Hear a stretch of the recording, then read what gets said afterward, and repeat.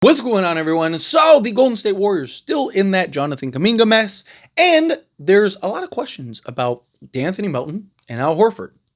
What is going on? We keep getting news and information that, hey, D'Anthony Melton and Al Horford are expected to go to the Golden State Warriors. Why haven't they done it yet? Because everyone's waiting on Jonathan Kuminga.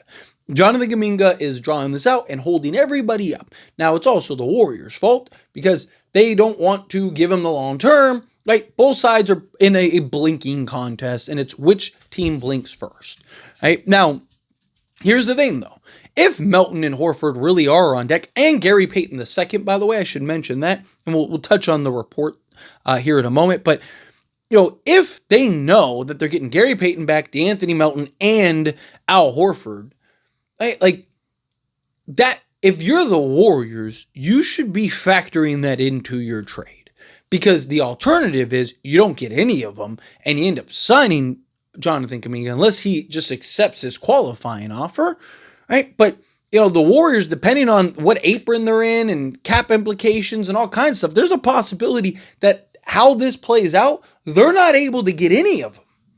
So that's something that needs to be kept in mind either, because they might not have the extensions and all, right? The biannual and the full mid-level and all these other things.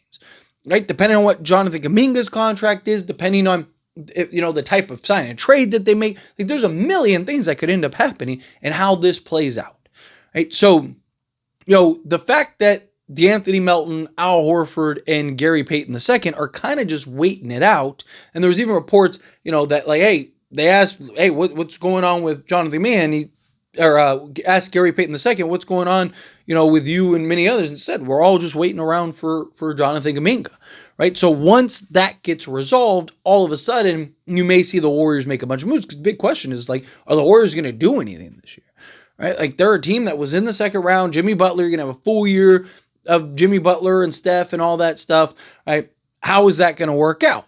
Well, you might be asking, Tyler, why are you talking about the Warriors so much when it's the Laker channel? Well, let's get into the report and then I will clarify, right? So, according to Jake Weinbach, the Warriors most likely have verbal agreements in place with free agents Al Horford, D'Anthony Melton, and Gary Payton II.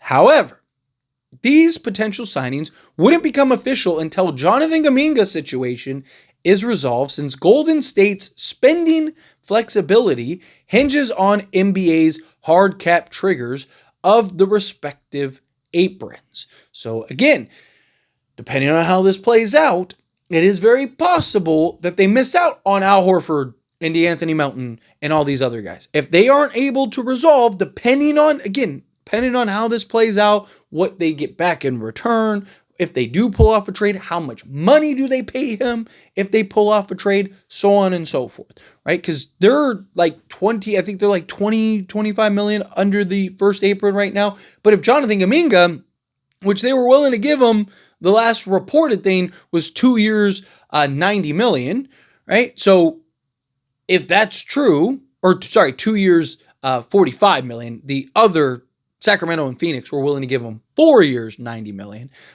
Correction. But they're willing to give him 2 years, right? 45 million. That's 22.5 million a year. Yes, they'd still be 2.5 million under the first apron. But again, it depends on how things play out, right? We'll see. What if he wants 30 million now? Right? And they have to just pay him 30 million, right? What if he's like, I'm not going to, what if he does threaten to sit out? There's a million ways that this could play out. And the reason I want to talk about this is because if I'm the Lakers, I would be looking and keeping an eye on D'Anthony Melton, Gary Payton II, and Al Horford. Because if the Warriors ends up going the way where they're not able to sign one or both or all three, or two or all three, right? If I'm the Lakers, that could open the door for you, right? So let's say that they, the way it works out, they're only able to sign one guy, right? Well, who is it? Is it D'Anthony Melton? Is it Gary Payton? Is it Al Horford? Right? How is that, which guy is it? What do they look like more? Okay, let's say it's Al Horford because it's like, hey, we could use big man, use his veteran experience, right? Slot in alongside Draymond, slot in, at the 4 or 5, more versatile, more flexible. Let's go get that. Well, then now DeAnthony Melton, the other destination he was linked to was the Lakers. So now, thinking about it, what happens if they pick DeAnthony Melton? Does Al Horford just retire? Or does he go, let me go to Lakers? Right? Maybe the Lakers could bring him in and go, hey, we'll take you.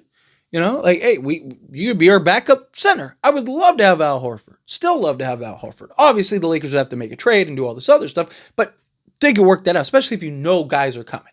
Right? Like that's one of the big things that I've talked about, right? Like you don't go and make the trade to consolidate and whatever unless you know somebody's coming.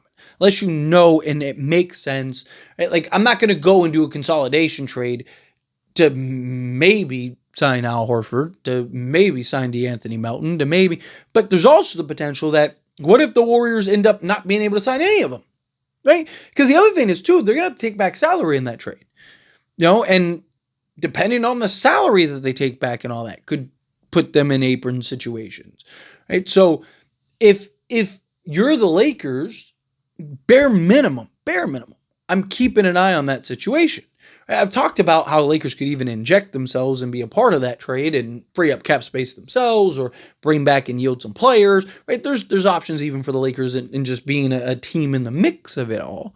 But regardless, there is also a potential where DeAnthony Melton and Al Horford and Gary Payton II all end up essentially on the block, right? Like also, is it possible that if they can only sign one, do they just bring back Gary Payton II because he is comfortable, he is familiar, he has played, their longest. And it's like, let's just bring the guy that knows, that gets it, that understands it. That we don't have to kind of work through and work on, right? DeAnthony Melton, he might be a little bit of a risk. So do we want to take that risk right now? Like that's a very real possibility too. And then again, DeAnthony Melton and Al Horford are now on the market.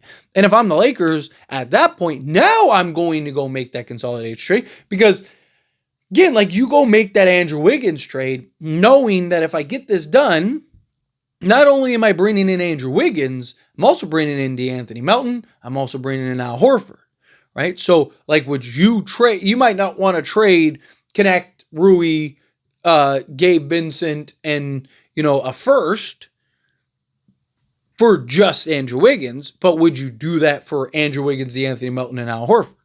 I would. I'd do that all day, including Sunday, right? And so now you can make that argument. Now it becomes justified, right? This Jonathan Kuminga situation is probably going to get drawn out too.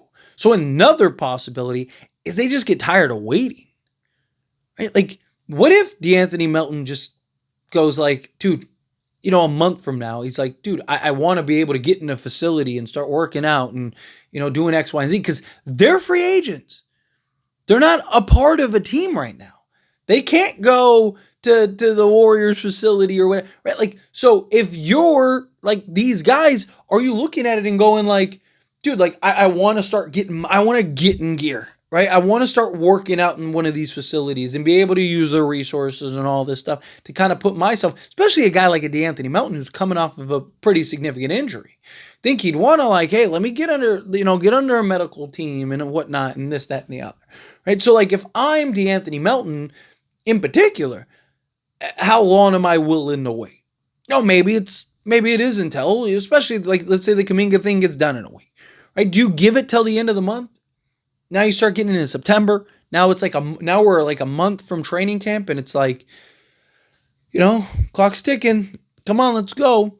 Al Horford, does he kind of get like, okay, like you guys are dragging this out at this point, right? Like I understand business. I understand you guys are trying to do what's best for you and your organization, but like, I'm sitting here waiting, right? Like I got my new kid. Like I need to know, like, am I living in Golden State, right? Like, am I living in Oakland? Because if not, then, I need to find that place, right? So I can settle in and get comfortable. You don't think these people want to find a home and, get acclimated or assimilate into their environment wherever they're going to live, right? Like my point is that if you're Al Horford, if you're DeAnthony Melton, if you're any of these guys, right, like how long are you willing to wait for this Kuminga situation? And are you and you also know that there is this risk that they might not even be able to sign you, or even all of you at that point, right? If all three guys made a verbal commitment, that's great.